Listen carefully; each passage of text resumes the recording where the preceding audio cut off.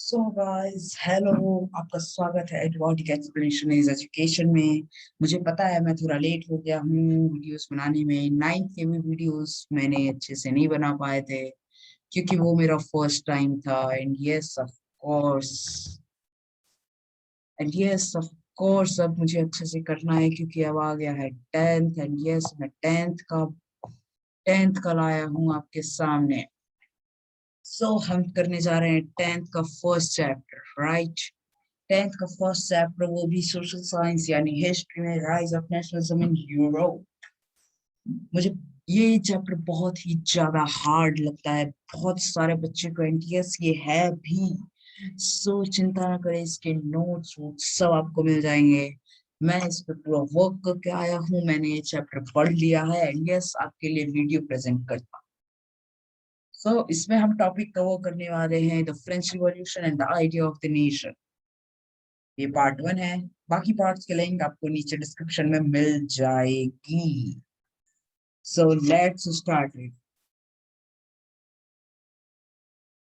So let's start it कहानी कुछ इस प्रकार स्टार्ट होती है। कहानी स्टार्ट होती है हमारी बुक में से 1848 से। 1848 में एक फ्रेंच आर्टिस्ट जिसका नाम है फेडरिक सूरियो, एक आर्टिस्ट था। उसने एक वो एक फ्रेंच आर्टिस्ट था, मैं आपको इस बारे में बता चुका हूँ। उसने एक series of 4 print physical visualization of dream बनाया था। यानी आपके बुक पहले पेज में ही जो ऊपर ड्राइंग है मैं उसकी बात कर रहा हूँ। यस वो इन्हीं ने बनाया था। इसमें बताया जाता है कि ऊपर से गॉड इन्हें इन्हें ब्लेसिंग दे रहे हैं कि तुम अपने में ठीक रहो। वही peoples of Europe and America democratic and social republic होते हैं। इसमें ऐसा दिखाया जाता है इसके पिक्चर में। इसके बिना टाइम वेस्ट किए आगे बढ़ते हैं। एज वी नो डेट आपको पता होगा कि हमारा ये चैप्टर फ्रेंच रिवॉल्यूशन के ऊपर से ही लिया गया है, जैसा आपने पढ़ा भी होगा। अगर और जिन्होंने नहीं पढ़ा मैं उन्हें बता दूं कि ये चैप्टर फ्रेंच रिवॉल्यूशन के ऊपर से ही लिया गया है। देखिए अब हमारा टॉपिक स्टार्ट होता है यहाँ से। जो आपके बुक का पेज है, the French revolution and the idea of the nation. Yes ये आज टॉपिक हम कवर करने जाएंगे। एंड यस ये टॉपिक ही हम आज अभी स्टार्ट करें। इसमें हम कुछ मेजर चेंजेस के बारे में पहले देख लेते हैं। इसमें मेजर चेंजेस लाया गया था जैसे the idea of la patrie at the least city, यानी फादरलैंड और सिटीजन के लिए यहाँ पे कुछ मेजर चेंजेस लाया गया था। फ्रेंच जब 1798 में जब वो आजादी हो गई थी तब वो कुछ चेंजेस ला रहे थे अपने कंट्रीज के लिए, तो उसी में से ये है। नेक्स्ट न्यू फ्लैग चूज किया गया था पिछले वाले को रिप्लेस करके, एज वी ऑल नो। फिर क्या, फ्रेंच रिवॉल्यूशन के से आइडिया लिया गया और फ्रेंच 1788 में आजादी हुई थी तो ऑफ कोर्स वो फ्रेंच को एक नेशनल लैंग्वेज घोषित कर दिए थे। And new hymns way compose, oaths लिए गए थे बहुत सारे, मतलब नए भजन हुए थे, नए भजन कंपोज किए गए थे, उनके नेशनल सॉन्ग चेंज किए गए थे, ओथ लिए गए थे। इंटरनल कस्टम ड्यूटीज को बट एबोलिश कर दिया गया था, यानी अंदर में ही स्टेट में गुड्स का इधर उधर करना, इंपोर्ट करना, एक्सपोर्ट करना, वो एबोलिश था, मतलब वो आप नहीं कर सकते। एंड ये स्टेट सेंटर को रिप्लेस कर दिया गया था नेशनल असेंबली से। अब हम आगे बढ़ते हैं। उससे पहले मैं आपको बता दूं कि 1799 में नेपोलियन नेपोलियन फ्रेंच के पास आ गए कि भाई अब तुम्हारा कोटा खत्म, अब अपनी बारी। नेपोलियन बोल रहा था कि तुम बहुत जीत गए, अब हमारी बारी, अब हम तुम पे राज करेंगे। एंड यस फ्रेंच फ्रांस लोग चाहते थे कि उनकी जो ये है नेशनलिज्म का कि सारे नेशन एक साथ रहे, वो पूरे यूरोप में ढिंडोरा पीटना चाहते। तो वही ये बात नेपोलियन को पता चली एंड नेपोलियन आ गया रूल कर रहे हैं यहाँ पे कि भाई अब तुम नहीं रूल करोगे, मैं हूं तुम्हारा नया रूल। 1799 से 1815 के बीच में इसने रूल तो किया, लेकिन इसके बीच में एक नया टर्म आया, 1804। यस, 1804। 1804 एक ऐसा ईयर है जिसमें सिविल कोड इन्होंने लॉन्च किया था, जैसे सिविल कोड ऑफ 1804 कहते हैं। And yes, as we know that ये नेपोलियन ने लाया था, तो हम इसे नेपोलियन कोड भी कहते हैं। अब इस कोड में होता क्या क्या है मैं आपको ये बताऊंगा, लेकिन एज वी ऑल नो, तब you don't know, important dates नहीं रहते, बस ईयर रहते हैं। सो फिर भी मैं आपकी इंफॉर्मेशन के लिए बता दिया हूँ कि 21 मार्च 1804 में ये लोग आए थे और सिविल कोड ऑफ 1804 को जारी कर दिया था। Yes, 21 March। Yes, I would really request you to subscribe my channel।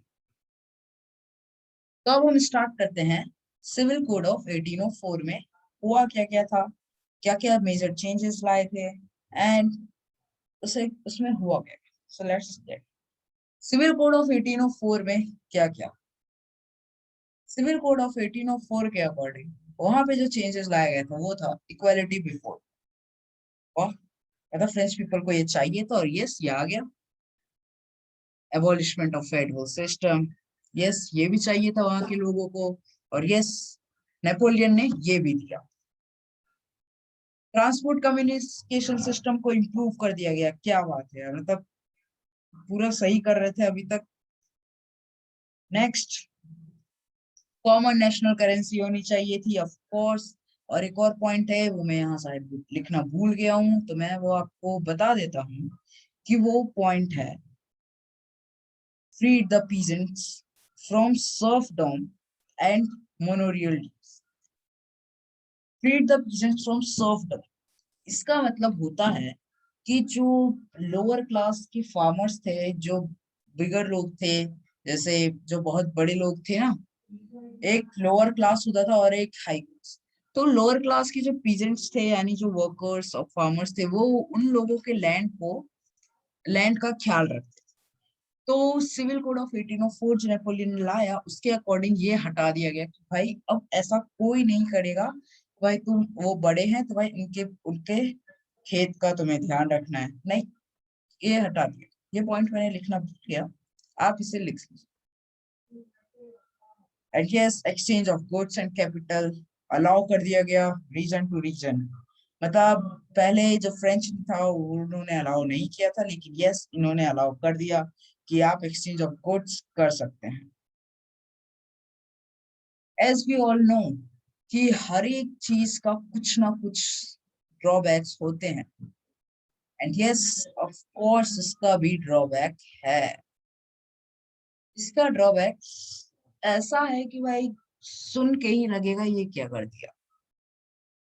Drawbacks कुछ इस प्रकार। ड्रॉबैक्स के अकॉर्डिंग यहाँ पे आती है first drawback as increase in tax.